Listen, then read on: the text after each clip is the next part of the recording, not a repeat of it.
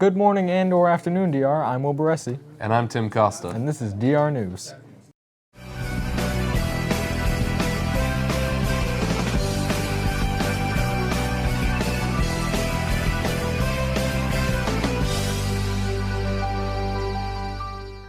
Now let's recap sports with Hannah.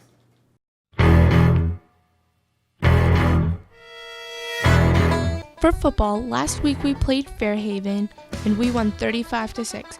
The record now stands 6-2 and the next game will be November 1st and it will be at home. For cross country, guys went 5-1 and girls went 4-2. For a hard-hitting win for girls field hockey, they won against Medfield 2-1. They will advance on Friday for weather permitting.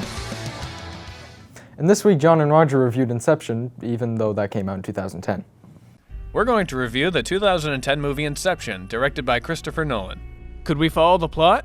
Yeah, I could, but I was confused by a few parts of the movie. Yeah, so was I. On the surface, it's an understandable plot, but some of the finer points are hard to pick up on. Should they make a sequel?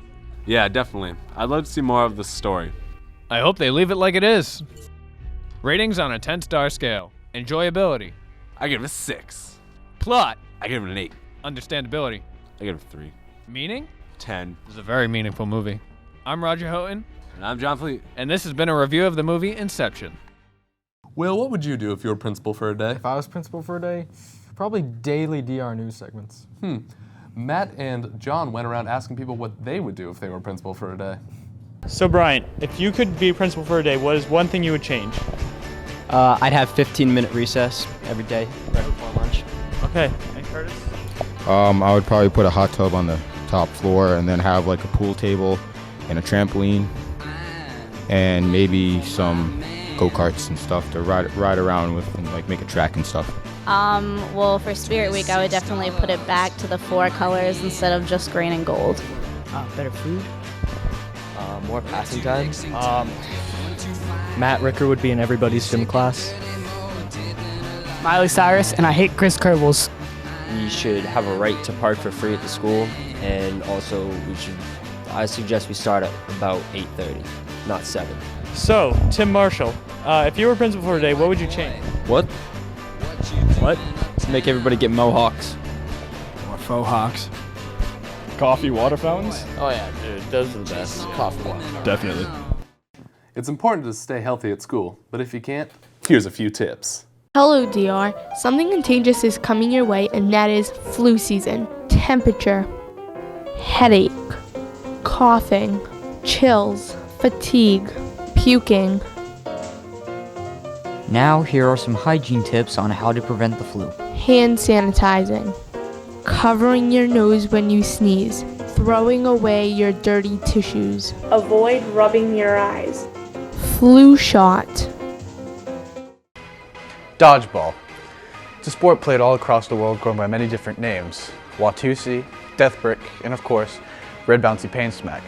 Yet, we as a school chose to ban it. But why? Dodgeball has been around since 4000 BC, so it's hard to believe that this decision was so easily made. So why was Dodgeball banned? Dodgeball is a safe and fun game to play, isn't it? So what do you guys know about the Dodgeball ban? You're a dodgeball. I have not heard anything about it until right now. Okay, so what do you think about the Dodgeball ban? They're banning Dodgeball. Well, I'd rather not get hit in the face. You know that there's always an option to opt out of Dodgeball, correct? Yep. So I don't understand why kids just don't do that. I do know that it was a rumor. A rumor? Started by a physical education teacher. Let this be a lesson, DR. Don't believe in rumors. Rumors are the fuel that feeds the fire that ruins lives. This week's High Five Group recipients are Kira Hitz and Matt Haynes. Kira Hitz is a member of the volleyball team and French club. She is also a captain of the swim team. She is an AP student and a member of NHS. She also gives back to the community through Girl Scouts. Next year, she hopes to begin her education for a nursing degree. Matt Haynes cheerfully plays Mickey Mouse in all of the marching band shows. He is also a top student and a member of NHS. He's a production assistant at Triborough Youth Theatre and volunteers every Sunday running sound at his church. Matt aspires to be a music teacher after pursuing his 4-year degree.